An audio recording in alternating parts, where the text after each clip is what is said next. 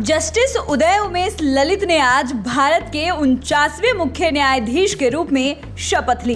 भारत की राष्ट्रपति द्रौपदी मुर्मू ने उन्हें पद की शपथ दिलाई।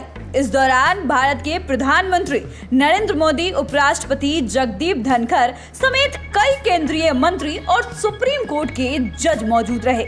आपको बता दें कि सुप्रीम कोर्ट के चीफ जस्टिस के पद पर आसीन होने जस्टिस ललित का कार्यकाल मात्र 8 नवंबर तक ही है। तो चलिए आज हम आपको इस वीडियो में बताते हैं कि आखिर कौन है भारत के नए मुख्य न्यायाधीश उदय उमेश ललित। जस्टिस उदय उमेश ललित का जन्म 9 नवंबर 1957 को तत्कालीन बॉम्बे के सोलापुर में हुआ था। 9 नवंबर 1957 में जन्मे उदय उमेश ललित 13 अगस्त 2014 को सुप्रीम कोर्ट के जज नियुक्त हुए थे। उससे पहले वो देश के सबसे बड़े वकीलों में गिने जाते थे। उन्हें सुप्रीम कोर्ट ने 2G घोटाला मामले में विशेष पब्लिक प्रोसिक्यूटर नियुक्त किया था। आपको बता दें कि उनके पिता UR Lalit Bombay high court में अतिरिक्त जज रह चुके हैं। UR ललित भी देश के सबसे बड़े वकीलों में गिने जाते थे। जस्टिस ललित के दादा रंगनाथ ललित भी महाराष्ट्र के सोलापुर जिले के नामी वकीलों में से थे।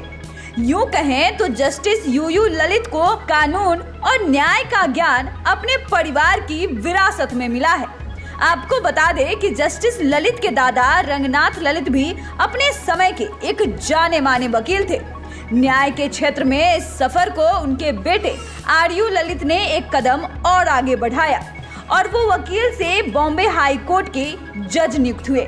जस्टिस UU ललित ने अपने परिवार में तीसरी पीढ़ी के वकील रहे, फिर सुप्रीम कोर्ट के जज बने और अब देश के 49वें मुख्य न्यायाधीश के रूप में शपथ ली। आपको बता दें कि अपने सौम्य स्वभाव के लिए पहचाने जाने वाले UU ललित भारत के ऐसे दूसरे चीफ जस्टिस होंगे जो सुप्रीम कोर्ट का जज बनने से पहले किसी हाई कोर्ट के जज नहीं थे, बल्कि सीधे वकील से इस पद पर पहुंचे हैं। इनसे पहले 1971 में देश के 13वें मुख्य न्यायाधीश SM सीकरी ने ये उपलब्धि हासिल की थी। सुप्रीम कोर्ट में अपने अब तक के कार्यकाल में जस्टिस ललित एक दो नहीं बल्कि कई बड़े फैसले के हिस्सा रहे हैं।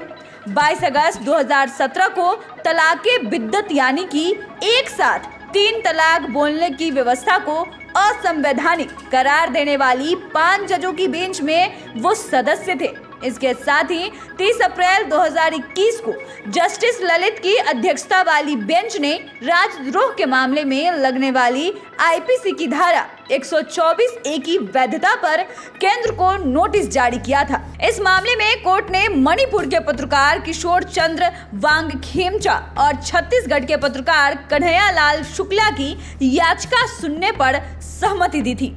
इतना ही नहीं बल्कि हाल ही में जस्टिस ललित ने अवमानना के मामले में भगोड़े कारोबारी विजय माल्या को 4 महीने की सजा दी थी। कोर्ट ने माल्या पर 2000 रुपए का जुर्माना भी लगाया था।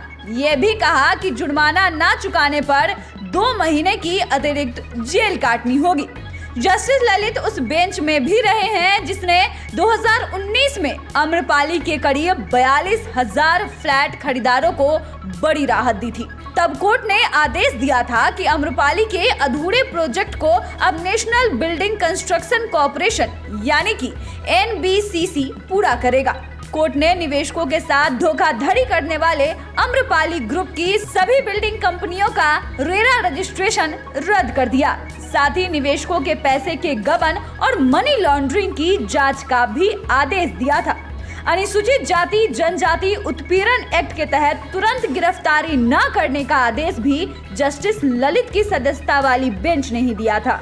कोर्ट ने इस एक्ट के तहत आने वाली शिकायतों पर शुरुआती जांच के बाद ही मामला दर्ज करने का भी आदेश दिया था।